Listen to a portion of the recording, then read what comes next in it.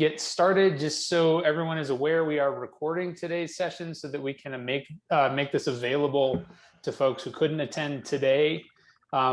We will do some processing of the video afterwards so that we crop out faces if they show up, things of that nature. We'll clean it up, so you don't need to worry about that. Just some logistical aspects. I just put into the chat the link to the shared drive that has the participant guide. If you didn't have that from the email today, you have that there. As Scott mentioned, feel free to ask questions throughout the session. You can do that in the chat. Make sure your microphone is muted just so we don't get background noise, things like that. If you want to ask a question to everyone, you can do that. If you would rather have some anonymity to your question, feel free to send that directly to Scott or to myself, and we will address those questions without naming who you are.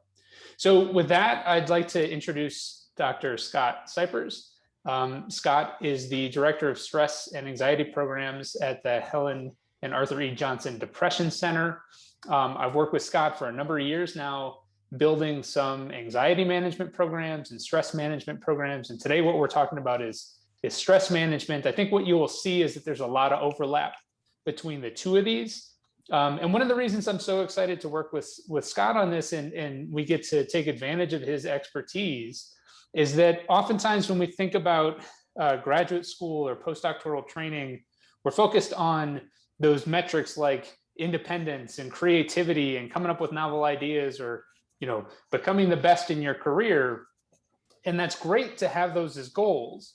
But when we neglect all of those aspects of our lives, like the stress that comes with that, the worry, the uncertainty, that actually limits our ability to exhibit our true independence and our highest levels of creativity. And so I think spending time focusing on how do you actually take control of the stress that goes along with this time in your life actually helps you do all of those other things you may be trying to do right now. So with that, I am very excited to welcome Scott to lead the session, and I'm going to turn it right over to him. Well, first off, thank you so much for taking your time. With so many other ways you can use time to use the lunch hour to tune in to the talk. And whenever I design a talk, I always try to think about how to make it practical and applicable to people's lives. And so I really hope that happens with you all, that in the course of the talk today, you learn some strategies or some things to think about that might help you with dealing with stress. And again, I really value and want to thank Bruce for setting this up and just continuing to support postdocs, which, and you all in kind of your own graduate pursuits and things like that, which is a really stressful time in a lot of people's lives. I think I saw a statistic a while ago, I don't know if it's still the same, but graduate school is one of the places where there's a lot of breakups and things like that due to stress and the amount of change that people can go through, or not, postdoc. So with that in mind, folks, we're going to jump right in. And the first thing to kind of just note, there's a lot of different things if you want to go to our website, or I call them now the toolkit series. But one of the toolkit, we're going to focus on number 2, which is kind of our relationship to stress and how we deal with emotions. And there are these other series can come talk about and kind of see how it all fits this big picture of thinking of our brain in a novel way. And what I like to talk about is think of our brain a little more like a band. And if you understand the different parts of the band and what they're trying to do, some of your thoughts, your feelings, and what's going on might make some more sense. So with that in mind, when we think about stress, so this was a picture taken actually from Harvard. And what they've done is they've manipulated the picture to, if you experience this chemical called cortisol, which is what gets released when you're under stress, it changes your brain in a certain way, where typically if you don't deal with stress, right now you would see 2 dolphins playfully playing in the ocean. And so if you see anything but 2 dolphins, you're in the right place. that you deal with stress. So I've heard all sorts of things people hear. One of the most bizarre things I've heard, folks, is a cow and a dolphin. I mean, who would see that? But if you do, just know you're in the right place. And while I know that all of you are not just seeing two dolphins, is because we all deal with stress. And so if you were able to download the drive, or if not, if you want to just grab a piece of paper, I want to have you tune in. And we're going to talk much more about the function of stress and what it's about. But want you to pay attention to think about what are 5 things that are causing you stress at this time. And again, a little quote by me: if you're not stressed, you're not paying attention. And we'll talk about why that's the case, but that stress has some very good properties to it. They're usually the things we care about, they're usually things that are important to us. There are a lot of our to dos, the stuff of life. So take a moment and reflect on your own, and either grab that sheet and you can write it in the sheet or on a piece of paper. But 5 things that are causing you stress right now. And then we're going to talk about what it is and more. How then do we want to deal with some of those things that you write down? So as you're doing that, let's talk a little more about what is the job of stress. And there's a lot of ways that I talk about. I have a metaphor for everything, but here are some good ways to conceptualize what stress is. So in some ways, stress is like a best friend, someone there to kind of remind you what's important, to remind you what you care about. It is a warning system that tries to help you see danger ahead. And it's also another way to think about it as an alarm or a protection system. And these are all ways to think about what stress is trying to do. It's trying to get us to be aware about the things that we care about in our life. And so, how does that system work? When the system is working well, when you think about performance with stress, when that stress system is working well, it's making us aware of what we care about. It's motivating us to get things done and pushing us. And it is in some way helping us. It's the reason you showed up to the chat today, the reason you're going to work, because you want something to happen. But what we know is, if we get too much stress or we don't know how to deal with it, at some point it stops becoming motivating, and it starts becoming demotivating. It takes away our energy, it takes away our ability to do. And then we feel more tired, worried, we'll withdraw. And so what we want to kind of recognize is sort of, where are we in this idea of, is stress working for us? Or at this point, am I dealing with so much stress or don't know how to deal with it that it's working against me? And so today's talk is going to be things you can do to help drive, if you can see my cursor, to drive us back to this side, where stress is helping us and not stopping us from achieving our goals. So now let's talk about, how would if you were, again, able to design an alert system, how would you have to design it to make it work well? So for example, think about if you were stressed about a paper you had to write. If that warning system, if that alert system that you were going to design said, oh, don't worry about that paper, you're going to do fine, you're going to be great, it'll work out awesome, how much is that going to make you aware to kind of, and stress to kind of take care and deal with the paper? Probably not very much. So the only way sort of a good stress system has to work is it has to tell you what could go wrong. It has to tell you the danger. It has to tell you to be prepared. And so it has to come at you in sort of this more negative package, is what I call it. So it comes to us as you're never going to get that paper done. You're going to fail the test. You're going to bomb the presentation.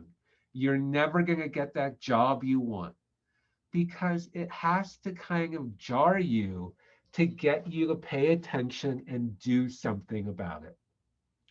So again, just to let you know, those thoughts in your head telling you about what could go wrong, how it's not going to work, is sort of your stress system at work, trying to get you to pay attention. And so, what we want to do with stress, and what I want you to start thinking about, is really starting to think about that stress is like water in a dam. All those things we have to do, all the things we're worried about, anxious about, which we'll talk about, are things that we have stress that we've attached these additional things like anxiety to it. And we'll talk about the difference in a minute. But think about what would happen if the water is rising in a dam and we don't have ways to get the water out. Yeah, the dam's going to crack, water's going to overflow, things are going to come out in unhealthy ways. So, good stress management is really the art of learning tools and having ways to get the water out of the dam. And so let's talk about that. And that's sort of what you did. The first good tool of stress management is to understand what the water is about. And so we don't want to block out our stress. And that's where a lot of stress management talks fail, is think about it. If you really were a dam operator and you saw your water rising, and there's even a forecast for another um, thunderstorm in the background, and you know it's coming. And so your solution to that is to go do yoga. What's going to happen to the water in the dam as you're doing yoga? It's going to keep rising. So we will talk about how yoga might fit and how it can be a tool. But remember, the essential feature, and this is the big take home from today, the essential feature is you have to set some time to become aware and acknowledge what the water is about. And then so how I recommend that, step one, is to take some time every day to listen to what is my stress system telling me? What are my emotions telling me? What's going on? And we'll talk about a system that can do that more globally to help, but to really take time to listen to it. But then the next step is to try to unpack the message from the delivery of the message. So let's practice this for a minute and then we'll do that more. So again, if I had the thought that I'm bombing this presentation right now, that's the way my stress system is trying to alert me that I care about this presentation, that I want it to go well. And so the form it took was I'm bombing it or it's horrible. But the underlying message is that I care about this. And so that's the first thing you want to do, is try to identify, and how I recommend doing that is saying something to yourself like, I hear you, stress system. I hear you, stress, what you're trying to tell me. I hear you, best friend. You can even give it a name. What's that friend in your head trying to tell you, wanting you to pay attention to, knows that you care about it and doesn't want to see you fail? What are they trying to get you to pay attention to right now? And so that's one of the first things. And why it's really important to acknowledge. Just one more step before we move on. So remember, stress really is like a best friend. And so imagine you knew a friend really cared about getting into, let's say, getting a certain prestigious job, and they really cared about the job. And so you knew that, and you knew they had a big talk the next day. And you knew that they weren't even paying attention to it, they weren't preparing for it, they were doing nothing, and they were watching TV. What would you do as a friend if you saw them not acknowledging that they have a big test tomorrow, a big presentation tomorrow? You would get on them. You would get harder. You would try to raise the stakes. And so stress doesn't go away when you pretend it's not there. If you really care about something, it's going to try harder to get your attention. And that's one of the ways I think dreams are important, that sometimes dreams are sort of your stress's way of trying to help you recognize what you might not be paying attention to or what you probably should be on a deeper emotional level. So it's really important for all those reasons to acknowledge. And so take a minute and try to practice. And again, if you want to use the chat, if you're comfortable sharing in the group, that's awesome. And if you don't, you can do with yourself, or feel free, as Bruce said, to either do it directly to one of us. But first off, look at these three kind of messages that our stress system is telling us, and see if you can unpack the message from the message delivery. And then you can share sort of, again, in chat form or that, and you already did, one thing your stress system is trying to get you to pay attention to. What is it trying to help you see that's important to you and that you value?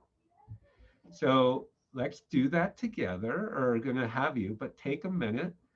I will give a horrible presentation. That's what my stress system is telling me. What's the underlying message? We already practiced it, but just to kind of hope you can start to see, is it's coming to me in this really negative way, but the underlying message is I care about this presentation. Yeah, thank you. I care about how others perceive me. What am I going to do with my life? That's something that we could all be having thoughts with right now. What is my stress system trying to get me to pay attention to? Yeah, I care about my career, job security. I'm trying to find meaning in my life. I need to figure out purpose.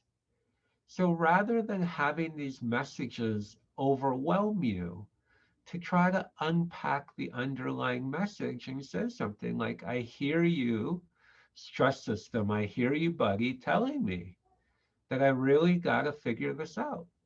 I will never get a job. Yeah, I hear you telling me I care about getting my next financial career step. I care about getting a job. Now you've all done great, and I so appreciate those who've shared. Now think about taking one extra step and sharing a personal kind of stressor in your own life.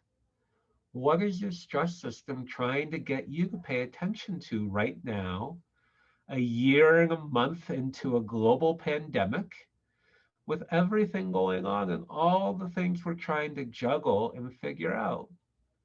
What's your stress system kind of locked in on and wanting you to pay attention to right now?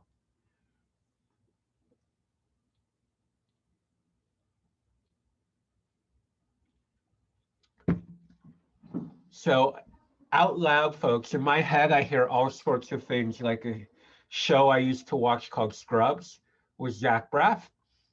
And in there, I'm hearing right now the Jeopardy theme song. Da-na-na-na-na-na-na-na. I don't know what you're hearing, but try to at least pay attention. You don't have to write it. And thank you for sharing. Someone shared kind of figuring out how to balance career and family stuff.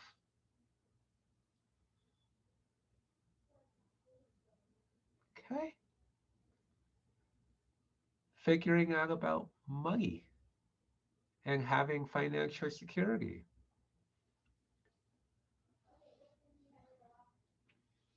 Worrying about my health of my child.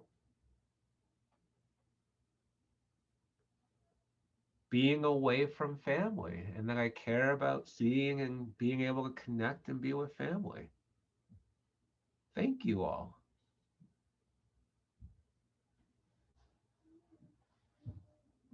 Yeah. Worrying about accomplishing, being able to meet your own PhD goals. My own mental health, never not going to be tired. You're all, I so appreciate the bravery right now. And that's the first thing we are also talking about is that's the first step to acknowledge it. And another metaphor I'll give in a different talk, but I'll give it right now. It kind of fits. So I grew up during the Harry Potter time. And just like stress and anxiety, if you think of it like Voldemort, everyone wants to kind of, in the story of Harry Potter, would call him he who must not be named. But the more they did that, we realized that made him more scary and gave him more power. But there were two people who realized that was the worst thing we could do, and that we must call him by his name to keep him real. And because if we do, we can also see how to fight him. And anyone know any other Harry Potter heads out in the audience? Who were the two people who called Voldemort by his real name from the get-go? Some people were late adopters. Ah, I'm speaking to my tribe. Lots of Harry Potter heads. Yep, Dumbledore and Harry. Awesome. And that's what we're doing, and that's what you want to do with your stress, is to not make it he who must not be named, but keep him as Voldemort. It can still be hard and difficult, but when we name the water and can see it, then we can figure out what to do about it. And now we're going to talk about what do we want to do with the water we find. And so there's two things we're going to want to do with the water we find. And the first thing we want to do is identify what type of water am I dealing with. And so there's three kinds of things that I like to kind of categorize stress. So the first kind of issue or stress that we might see or water is a fixable stress, and that means an F. And what I mean by that, when I look at that stressor, I can see how to get through it. I can see a plan. I can see a way to deal with it. There is something I can do about it. Unfixable is that stress I can't do anything about from my vantage point.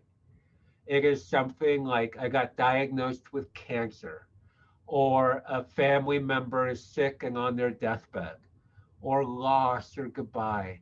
That doesn't feel like I can fix it. So those are unfixable issues. The last is an overreaction.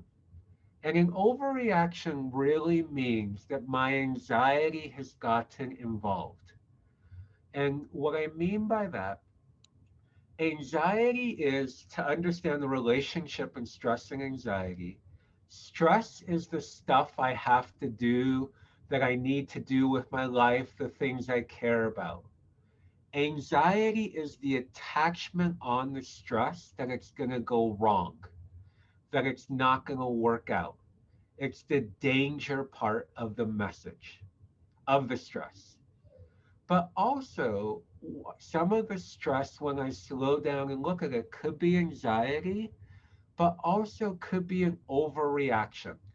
That when I really slow down, it's not water I need to deal with right now, or it's not really a big enough deal that I need to put energy into it. So I'll give you an example of that one. Thinking about what you're going to have for breakfast on August 15th. If your stress system is worrying about it, it could be fixable, but is it something you really need to worry about right now?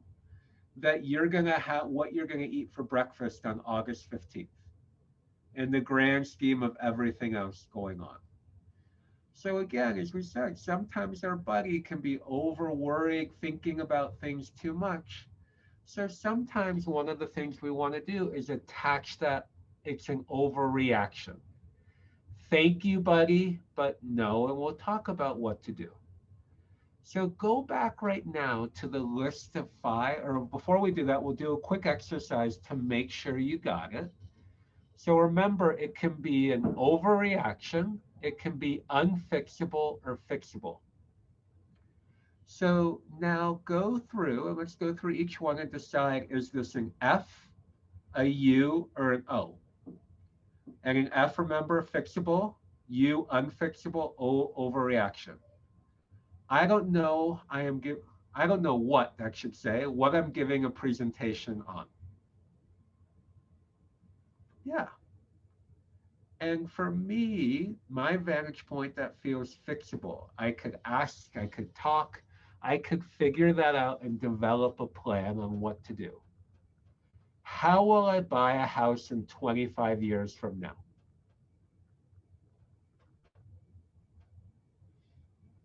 Yeah.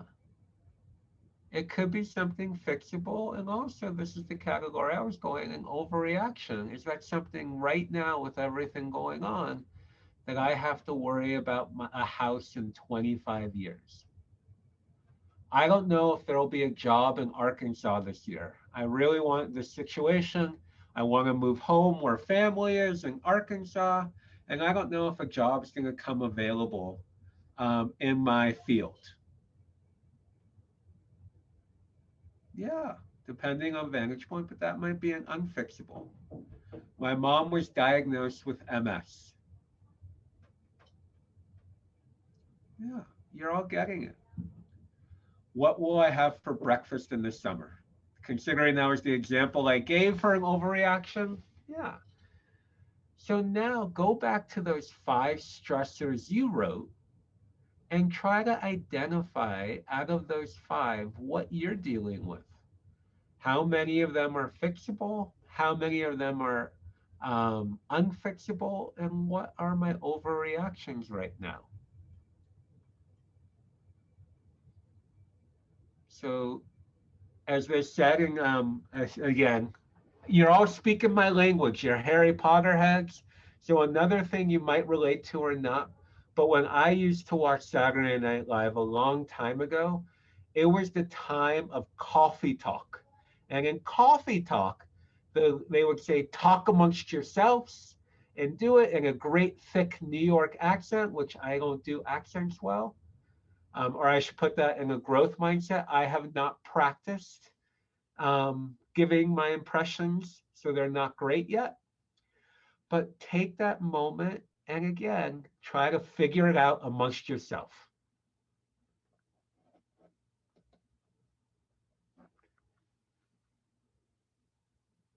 Yeah. So the question to the group, how important do you think it is narrow it down to one? Or is it okay to categorize it under multiple? I think that's great to realize there might be multiple layers to it. And to identify the different layers, that some part of what's stressing you out might be fixable. Like if you got diagnosed with MS, there might be some people you can meet with, things you can do, and there might be parts of it that are unfixable. So I think you're great. And to try to recognize the different layers of it is really helpful and okay. And it doesn't have to be binary. It can be non-binary and you can make it and kind of see it, but it's helpful to start thinking about it. And if you can recognize that, that's actually a wonderful thing. So great questions. Keep them coming as we go. So the step three, remember, once you identify the water and we figured out what the water is about, we still got to get the water out of the dam. So here's what I'm recommending is the mechanism to get the water out. So with fixable things, I talk a lot. We want to come up with the game plan. What's the plan of attack? How are we going to take care of it? It could be a quick plan that I can do today. It might be a little more of a long-term plan. Let's say if it's a dissertation, that might be a much more long-term plan that you're working on and devising versus if it's like today.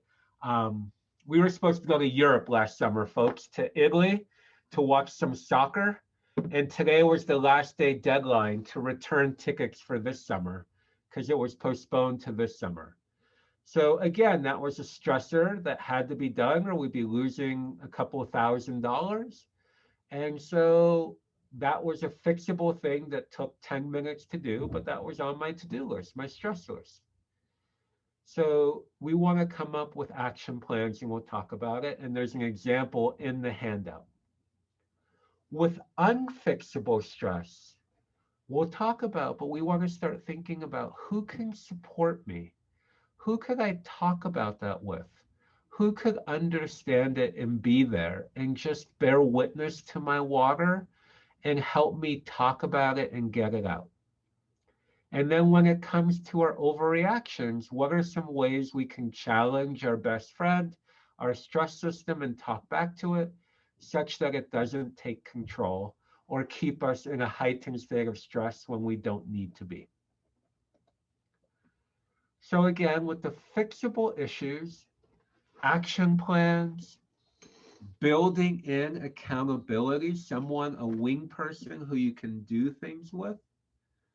Sometimes it's about getting help and recognizing that sometimes what we're stressed about are things we think we should know how to do, but we don't know how to do.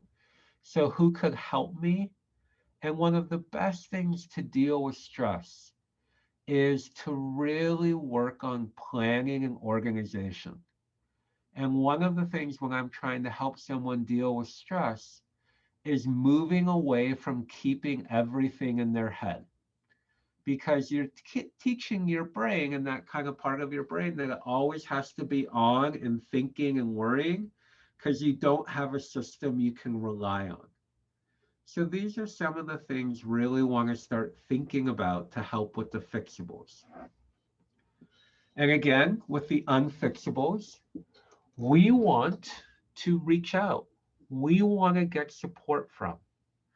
And so I call it sort of the advocacy formula that I developed or talked about is how do I recruit someone to help me kind of deal with any kind of stress that could be fixable or unfixable, but really with the unfixable is sort of reaching out and letting someone know this is stressing me out and bothering me.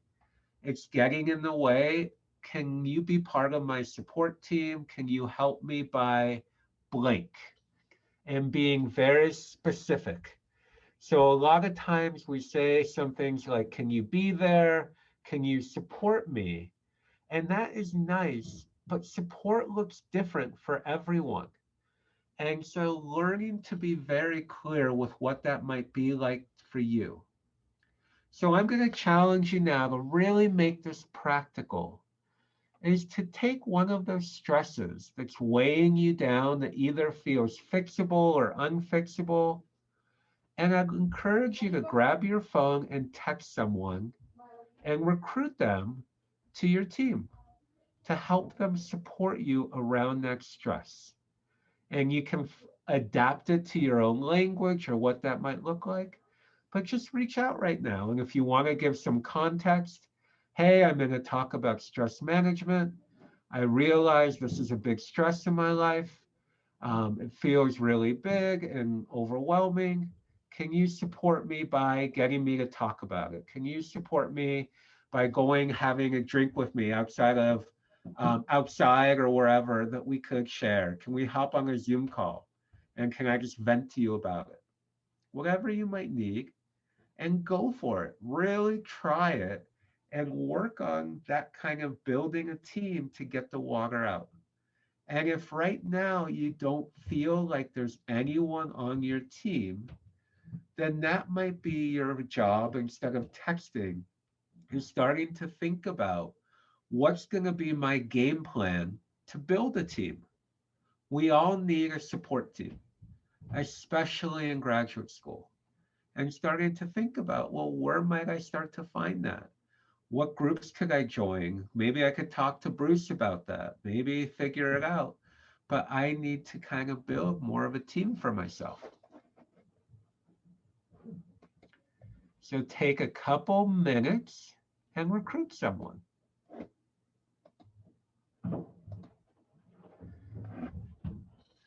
And now the fun one, folks. Sort of, what do I do with my overreactions? And these tools also work with anxiety as well. That, again, the attachment of what can go wrong. So they call it, one person calls it verbal judo. But learning to use our smart brain to kind of talk back to our stress system, that buddy. And so here are some of the 4 tools that really can help talk back. So the first one is using a new sort of anchor for stress. So a 10 is a life or death situation. Something that's super important to you is a 10. Like a cobra at your foot about to strike is a 10. A game-changing career thing is a 10. A 1 is not stressful at all, nothing at all. And a lot of times our buddy, our stress system, turns things that are more 1s or 2s into 10s and makes them bigger deals. And so one of the ways we can challenge that stress system is to remind it what it really is on this more life or death scale.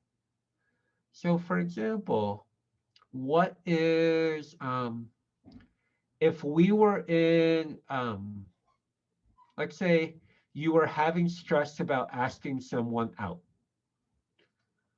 On a life or death scale, how stressful really is that if whether this person says yes or no? Maybe a 4, maybe a 5, but probably not life or death. And so saying to your stress system, hey, you're treating like this like a 10, you need to chill out and calm down, we got this.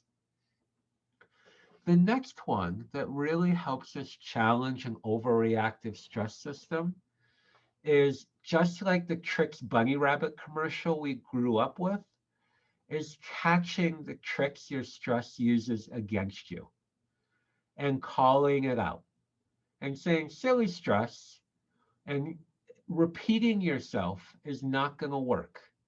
Repeating yourself over and over doesn't mean it's more stressful or I have to care about it more. Another one of stress's favorite tricks or anxiety is to use this deep down trick. Deep down, you know the truth. Deep down, you know it's not going to work out. So being able to say, I see your trick, and I'm not going to let that deep down trick work. But one of stress's favorite tricks, especially sometimes, is to not let you realize how stressed you are about something, and just what I call kick the can down the road strategy. And sorry for the doggy barking in the background. He'll stop in 1 second, hopefully. And if not, I will yell at him to stop.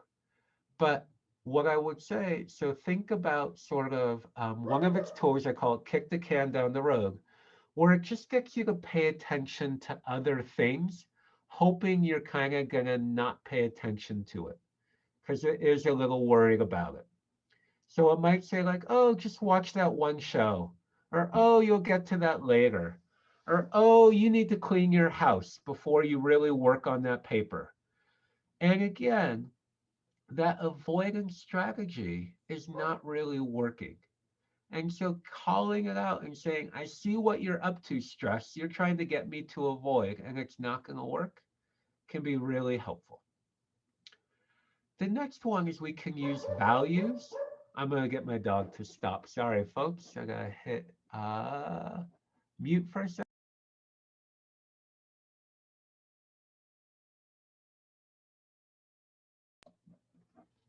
All right, that should do it, but probably what that means is they're going to come barreling down wanting to say hello to y'all. So the next one is that our values and what we care about is, yes, stress in real time.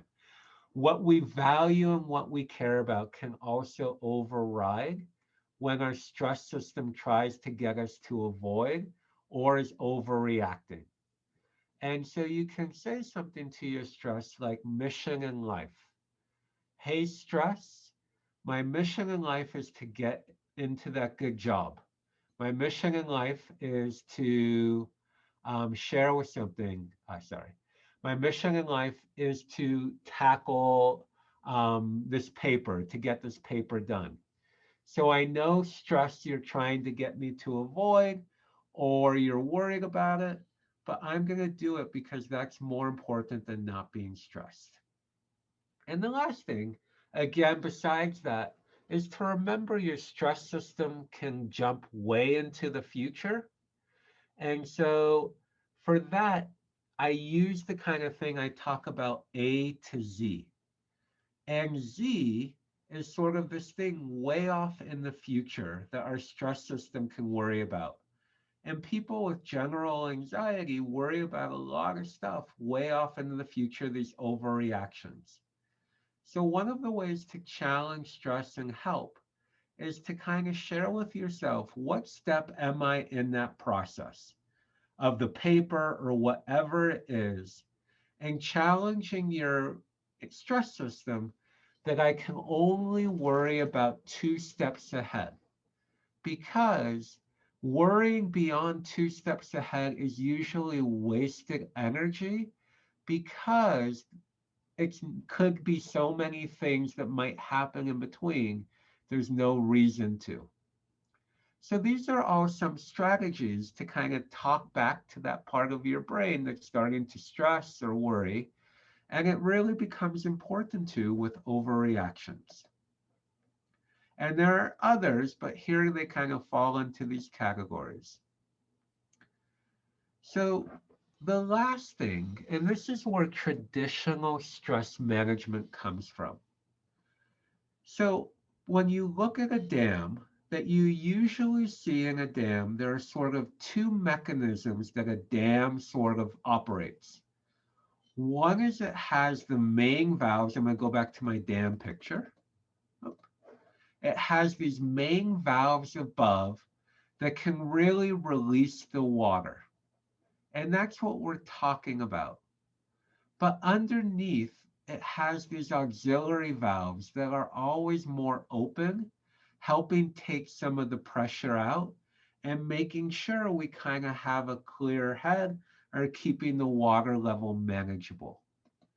And so that's where traditional stress management comes in, is those are the ways in thinking about what helps me besides to take some of the pressure off. And this isn't an exhaustive list, but again, I want you to think about what helps you, especially now and during COVID. That's been one of the challenges, is some of the traditional ways that help keep the water from rising have been taken away from us, and finding some things that we can do. And so we can't share with the person next, but use the chat and think about something that really does help you kind of keep the water level from rising. And think about what's something you could try to commit to doing more over the next month. And what we talk a lot about in the stress management world, or I talk a lot about, is human tendency is to say, I'm too stressed. I don't have time to deal with the stress I have. And think about that. I'm so stressed, I don't do the things that help me with stress. And so recognizing that that is sort of when you're under stress, you want to do more, not less. And we'll talk about that later on. But just to think about what's something I can try to commit to be aware of that might help me stay in a better frame of reference and take some of the pressure off so I can do some more of that stress management. Thank you. Spend more time crafting. Awesome. So one of the other things, after you kind of figure out what your stress is about, and you've identified it and game planned around it, you will wind up, especially if you take it, and we'll talk about all areas of your life, you're going to have a big old to-do list. You're going to have too many things on a list to figure out how do I attack such a large list. And so the next thing we want to do is then figure out how do we, what areas and how do we attack our stress to-do lists. And so there's two categories I want you to think about.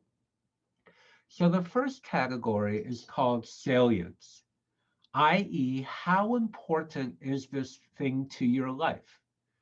So if getting in a relationship is important, that's high salience. If getting into a relationship you don't care about right now, it's low salience. So everything can change in time, but the first thing to think about is how important is it to you? And you can use a number scale from 1 to 10.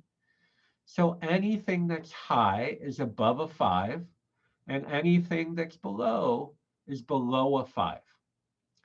Then you want to think about how quick of a deadline, how quick of a turnaround is it? And so then you want to do the same thing. Things that are due today are a much higher deadline than things due in 2 weeks. So again, we can use the same 1 to 10, things that are due, and start to craft. But what you can see when you look at these two categories, we start to create these quadrants. So quadrant 1 are things that are high importance or salience and high deadline. So they're really important to me, and it's really due tomorrow. And so, that might be this presentation to me. Giving a good presentation is really important to me, and it was due tomorrow. So that was a high thing. That was in quadrant 1. Versus quadrant 2 to me would be, as I said, again, was the soccer game. So it was a high deadline, but it wasn't that important to my life or what's going on. It was sort of those bills or to-dos. Again, number 3 is low salience. Or sorry, I got that out of order. It should be quadrant 2. Oh, I'm going to do a quick change, folks. I put it in wrong when I was doing it. 2, 3, up. The best laid plans, and I went over this too from current slide, and we're back. Is quadrant 2 is low salience, high deadline. Quadrant 3 is it's important to me, but there's not a deadline on it. For example, if dating, if there's not like I need a date for a wedding that's next week, that might move it into a higher category than if I just am dating. That might be a category 3. So it's important, but there's not a deadline to it.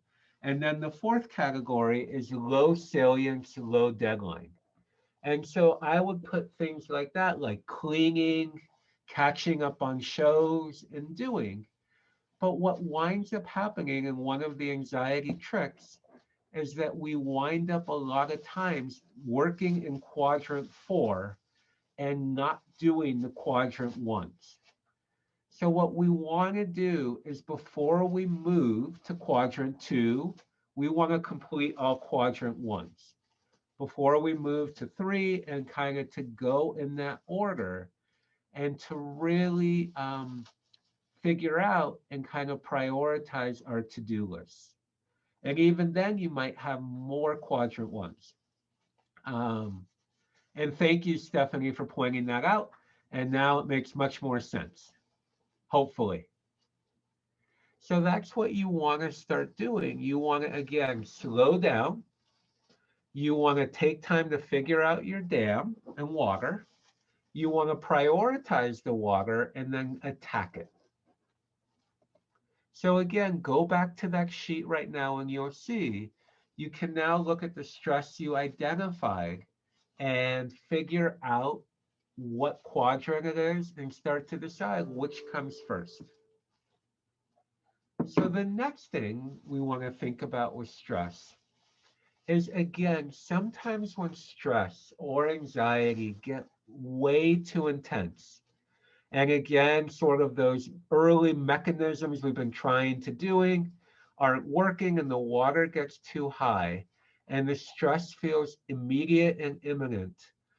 Our smart brain, what we need to kind of deal with stress, sort of can go offline because we're so in stress. And so what I talk about is we need tools to get our smart brain back to deal with the stress.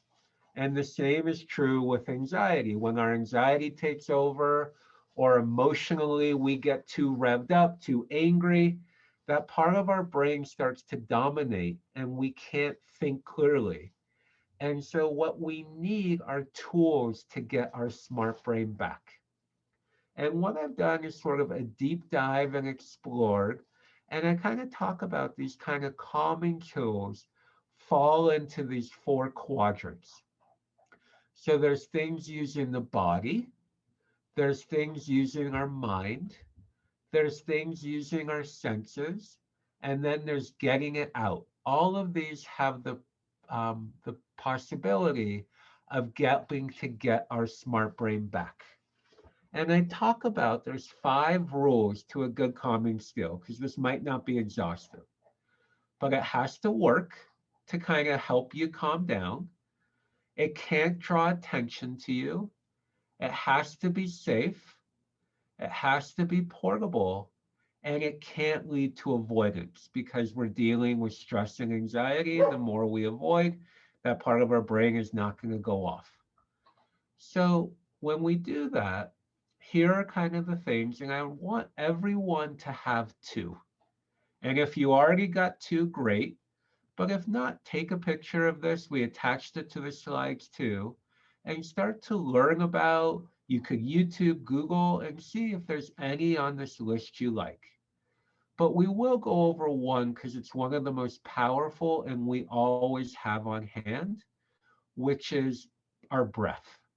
And so the way I teach this breath work, it's called diaphragmatic breathing, is I like people to think about a really yummy aromatic food.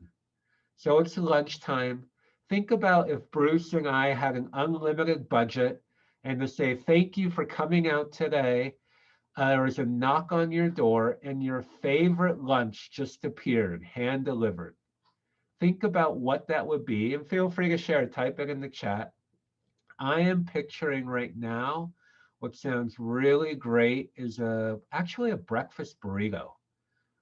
That sounds super yummy. And Snooze is right around the corner. They make a pretty good one. So I'm picturing me a super yummy breakfast burrito. But think about what you're picturing and thanks pizza and awesome where it's coming from.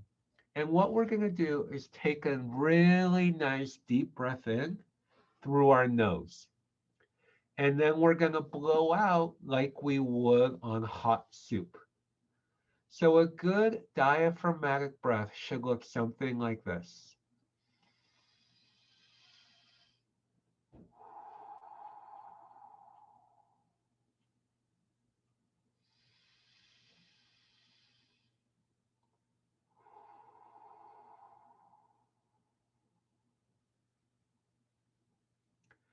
And so try that now, just to take a few really nice deep breaths. Breathe in that yummy food.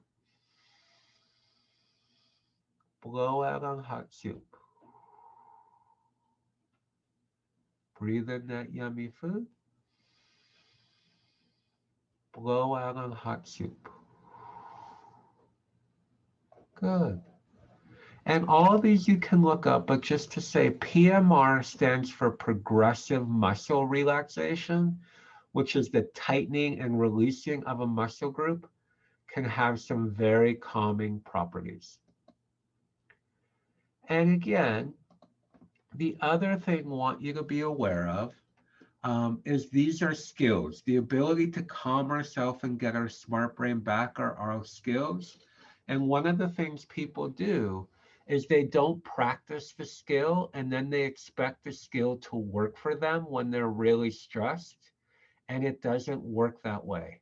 If you want a skill to work for you in the championship game, ideally you're practicing it, you're using it, and you can lean in on it. So one of the things I also would recommend is taking time out of your day, a minute, not a lot, but practicing wherever you are, calming yourself. So now that we figured out sort of the game plan for stress, now we want to help you explore your own dam. So again, if you're able to pull up, oh, nope. I actually didn't put this slide in. I apologize because the last time we did it in person. So we all just handed it and I could say, go to that page. But what you would see on this slide, folks, is a picture of sort of a way to categorize your life. And I will name them really fast if you don't have the sheet or you want to write them. So there's our career is an area of our life. There's our family. There is our social life. There's our self related to our identity, our physical health, our emotional health. There is our self as a learner, things we want to learn, places we want to go. There's our financial self, things that we're financially worried about, stressed about. And then there is what I call this other category. And other are stuff that don't neatly fit into those categories, but my worry alarm, my buddy is trying to make me aware of. And what's really good is to slow down and think about each of these categories, to not just get caught up in one. That's what we typically do.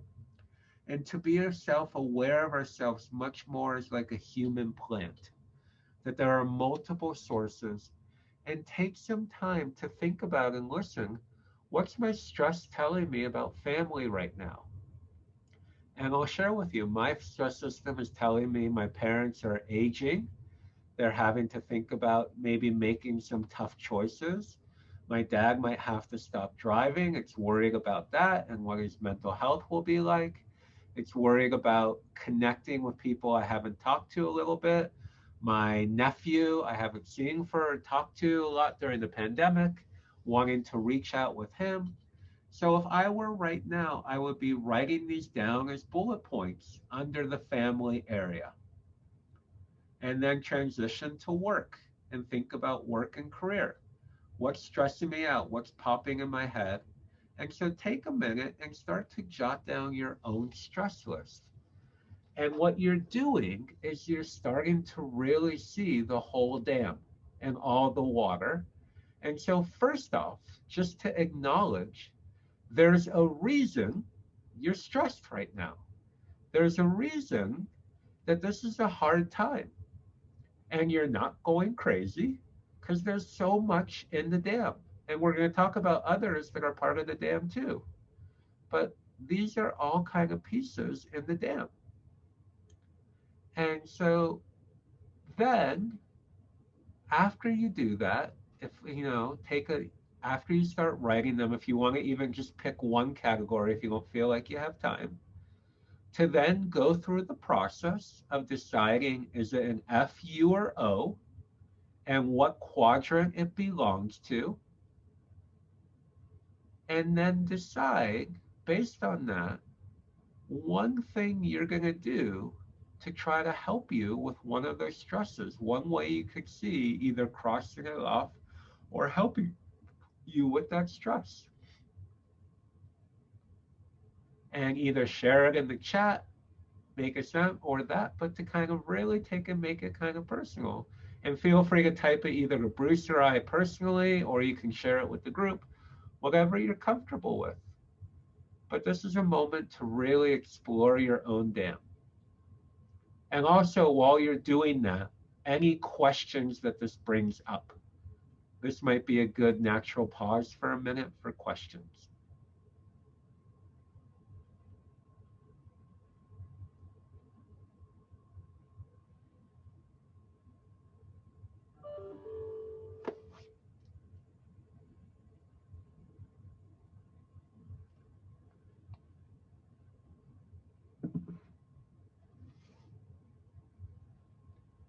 And what I'll recommend, first off, is that this is something to, good stress management is kind of like food, and that you need to be doing it all the time, in the sense of being aware and taking care of yourself by tuning in.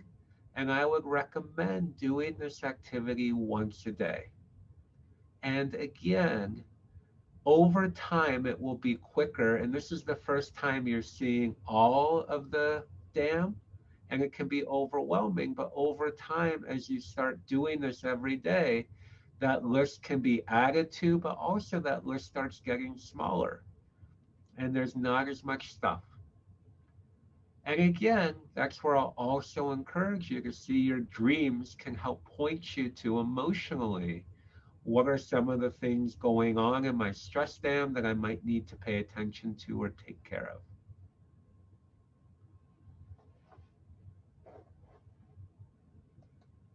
So, folks, one of the things I want to talk about is, as I said, these are kind of the things that are always going on. But there are a lot of added waters right now to the dam that we're cumulatively feeling. And so, first off, one of the things just to name is it's been going on way before the pandemic. And for some people, for again, some groups, it's always going on. And it is a part of that. But discrimination, racial injustice and prejudice, and things like that, and just being much, having an experience of it, it's just an added water for people who've always been going through it and experiencing it, to just to acknowledge that that's an added stress for a lot of folk. And that might be part of your experience that adds more water to the dam as well. Another is right now, you can't turn on the news. Every day there's another shooting. There's trauma every day that we're being bombarded with and exposed to, on top of the stress of COVID-19. And that's a stress. Being able, there are some things we took for granted and are kind of being able to go out in public and just walk around and be in groups, go to concerts and things, go to movies. That now your stress system is going to be more on alert when you do them, especially as we get into reintegration. That stress system is going to be more on alert because you haven't done it for a while. And for a lot of people, there's a lot of financial still insecurity. There's a lot of stress related to how am I going to pay bills? How am I going to make this work? And that's just these added waters that I just want you to be aware of and understanding each other and have some compassion for both yourself and each other. That might be a reason you might be, the dam might overflow at points, that you're a little more snappy, irritable, and it's coming out, because of some of these things and the prolonged nature of it all, that we're still dealing with these things. So, last couple of things is some additional stress management techniques. So the first thing kind of want you to know is, again, going back to some of the take-home messages, that one of the best things you can do for stress is getting organized and really creating sacred space to do the things that stress you out. And so what I mean by that is creating a schedule. And if that, for me right now, one of the things that I'm trying to do that's stressing me out is to write an anxiety book. I've been wanting to, and it's been so busy, I never find the time. So I have dedicated my Friday afternoons are sacred space where I'm working on writing. And nothing gets in the way of that. I don't schedule meetings, I don't do anything. And I prioritize, because again, that salience thing of that's the time that's dedicated. And so any big project that you're stressed about, making sure you have the time and the structure. Another thing kind of you can see is really thinking about balancing amount of time versus quality of time. So back to kind of that damn management thing we talked about, that I'm so stressed, I don't have time to do the things that help me with stress. I don't get a good night's sleep. I don't do my yoga.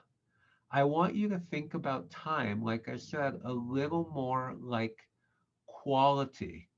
And would that extra 2 hours of sleep, maybe it's less time working on that book or presentation or job application.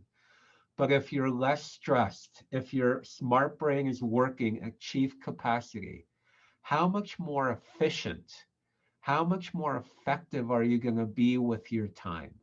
And sometimes we'll make different choices based on that. So, another thing that kind of, again, the other thing kind of on here is sort of recognizing again with stress that you do need to recover sometimes and doing the things that put the oxygen mask on yourself to recover so you can kind of go back and deal because of this cumulative nature of things. And so being really aware of what helps you recover and taking some time to recover. And then the last thing kind of want to, or two more things going to share, then open it up. And I know it's a lot, but one of the hardest things and that adds a lot of stress is to remember, folks, that we're all juggling a ton of roles. We all have so many in our life.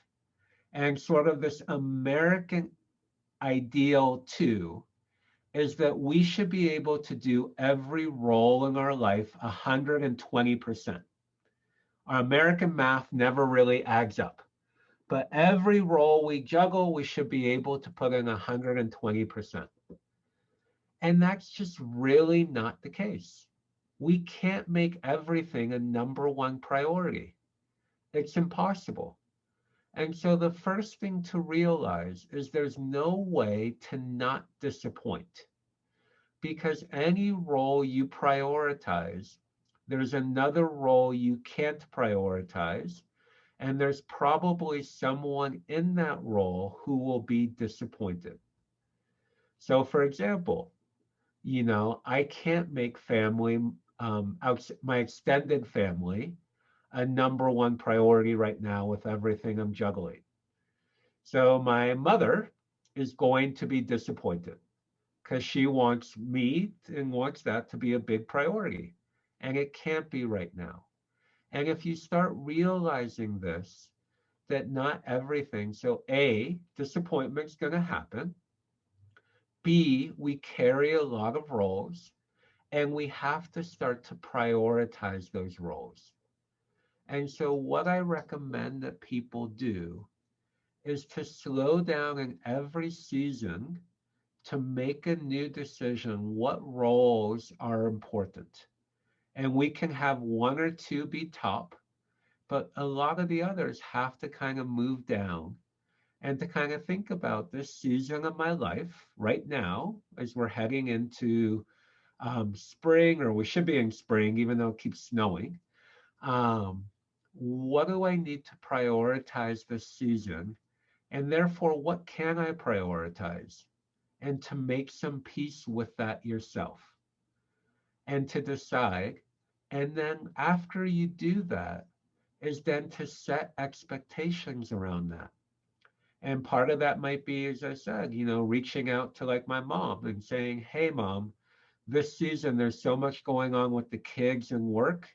I can't be as available for talks. And plus, I used to do a lot of that when we were driving to and from work, and I'm not driving right now. And so I can't give that time to be as that present. So I will, when we start driving again, I will be more there. But right now, I need to prioritize taking care, making sure my kids are doing okay.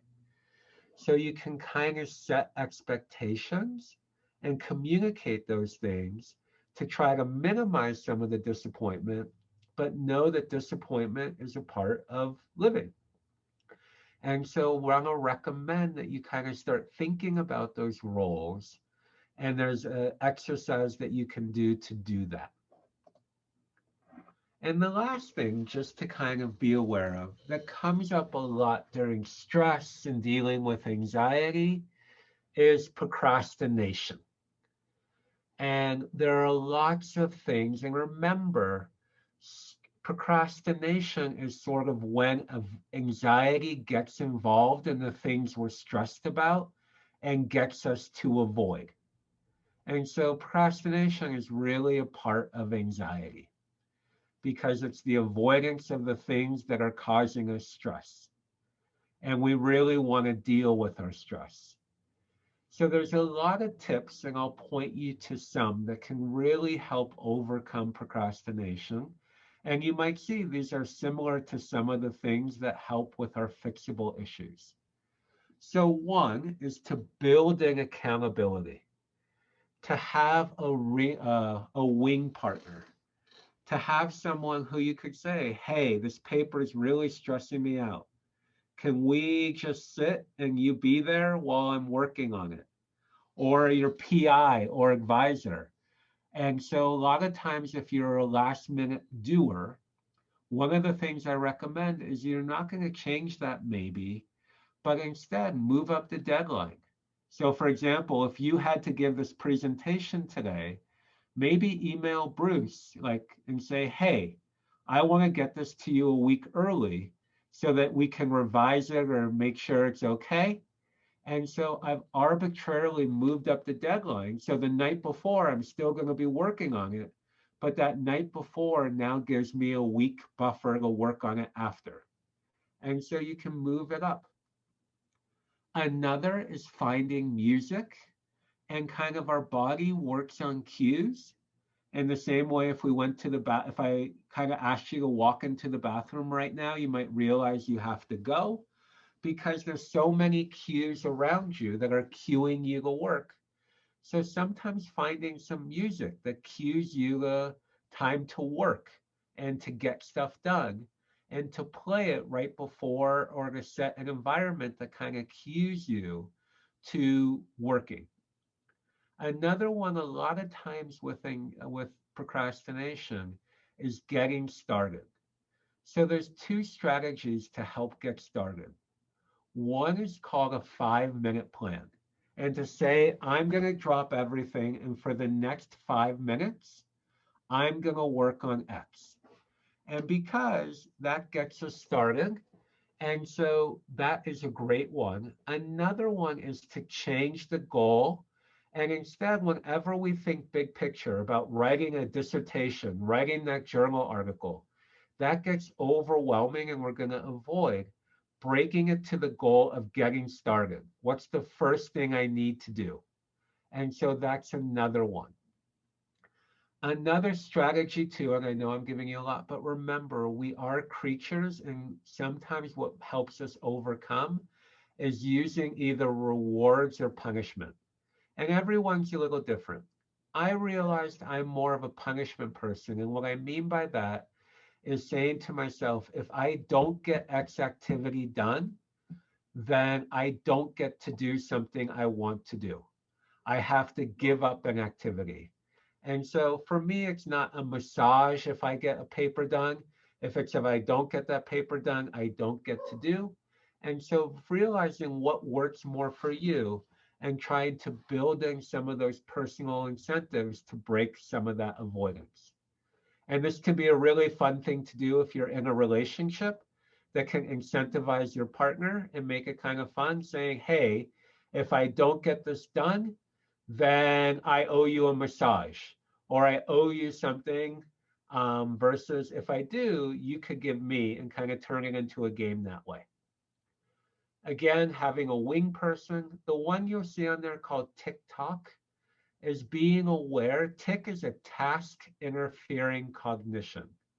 And it's the thoughts that your stress system might say or anxiety to get you to avoid. And a talk are the things you can say back to it, those statements that help you do.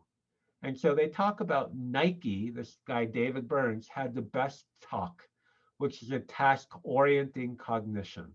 And that was just do it. And so, really kind of having, again, anytime you have a tick, learning to talk back to your ticks. Tick tock, tick tock. And then a lot of times, just to be aware, what really leads to procrastination is not knowing how to do something, is feeling like I should know. I should know how to write this dissertation. I should know how to write this paper. But a lot of times we avoid the things that are new or we haven't done before. In the same way, I should know, maybe I should know how to write a book, but I haven't. And so one of the things that can always help is think of it like climbing a mountain and finding guides, finding people who can be with you and help you and teach you. And that's one of the great things today, the access of the internet. There's so much at your fingertips that you can learn about to help you climb the mountain and not feel like you have to climb it alone. There are a lot of trails on how to do things in any of your jobs or careers or pursuits. So the last thing I'm going to ask you to do before we open it up to questions, based on this, think about one strategy you might try to break procrastination in your life. And if you want to type it in, that would be awesome.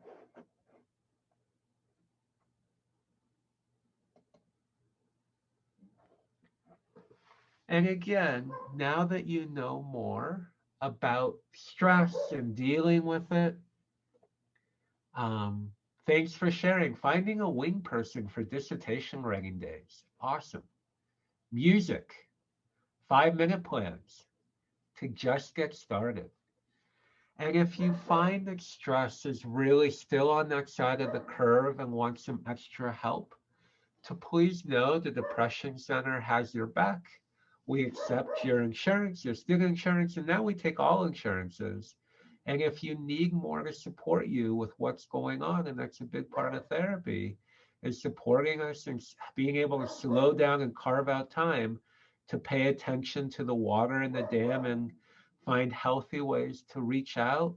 And one of the things I let Bruce know is whenever we start a new group, and we always do an anxiety group, which will probably happen again this summer. And if you want to learn more about tools to fight anxiety with other grad students or postdocs to help, that is something available. Um, and so the last thing I'm going to ask you to do, the real last thing, before we open it up to questions, is I call it the stoplight metaphor. And the stoplight is where you slow down. I just talked at you for about an hour and 20 minutes. And hopefully there was a lot of good information. So the stoplight is a way to slow down and think about that and reflect again. And think about, based on today, what is one thing I might stop doing about my stress and how I deal with stress in my life? A yellow light is something I'm going to pat myself on the back. I'm glad I'm doing that. It was good to hear. I'm going to keep doing it. Awesome. Go me.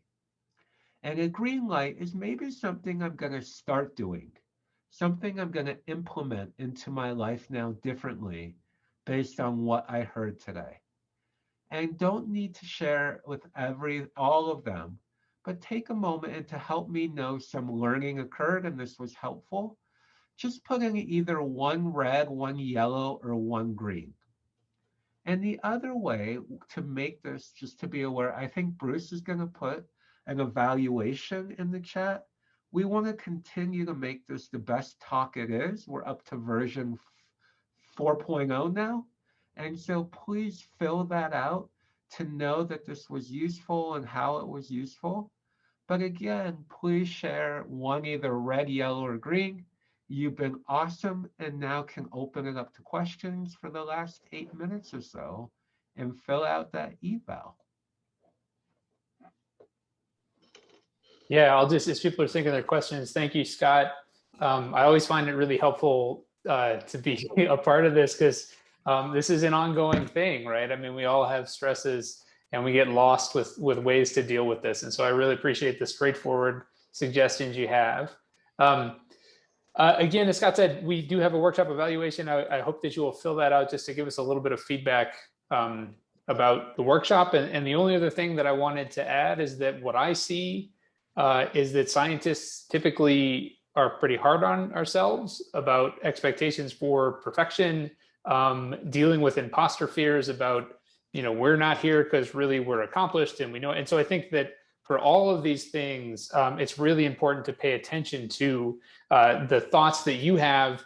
Scott mentioned writing a book. I think there's that expectation. Well, I should know how to do this. I should be able to do that. Being comfortable with, yeah, but it's new and it's difficult, and I need some help to get started with this process. I think all of that becomes even more important just because of the personalities that end up succeeding in science. So I will be quiet and I open it up to you all to ask your questions.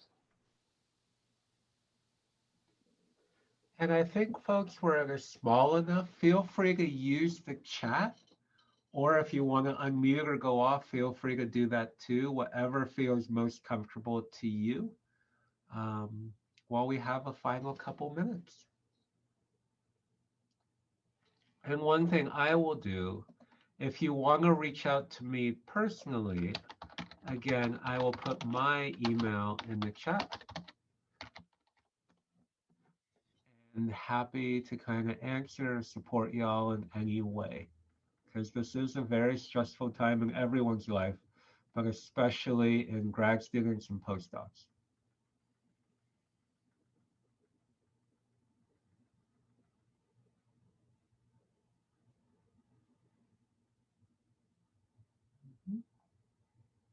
And that could be another talk.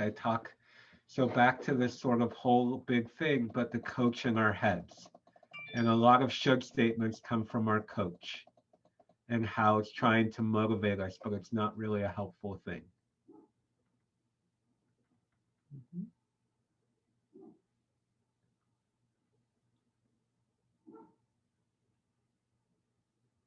Yeah, great question. How would you go about maintaining boundaries around your priorities with someone who isn't aware of some of the individual stresses that you might be going under, or that you might be under, and you might not necessarily want to share them? I think it is sort of letting them, you don't have to share, but letting them know, um, without going into those details. But I can't devote the kind of time that is needed right now. Other things are going on that I don't want to share, don't feel comfortable sharing. But please know this is what I'm doing to deal with that and to kind of keep them in the loop. And you can still kind of set some of those boundaries without naming what you are prioritizing ahead of them. But you can just say there's some other things I need to focus on right now. There are other things that are needing my time and attention that I can't give the same level, or I can't be in the lab 40 hours a week right now when and to kind of name it and say, therefore, I need to, whatever that boundary might be, I need to not check my phone at night. I'm not going to be available. I need to do whatever it is. And that's actually a great slide to maybe add, is once I become aware of the roles in that, how do I set those boundaries? And boundary 101 is sort of to give some context, but then to say what that is that you're trying to set up, and then to be aware that they're going to push back on it, but being okay holding that boundary.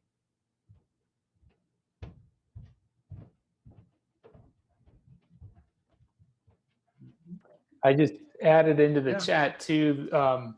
Sometimes the people that we have to set the boundaries with are also our boss.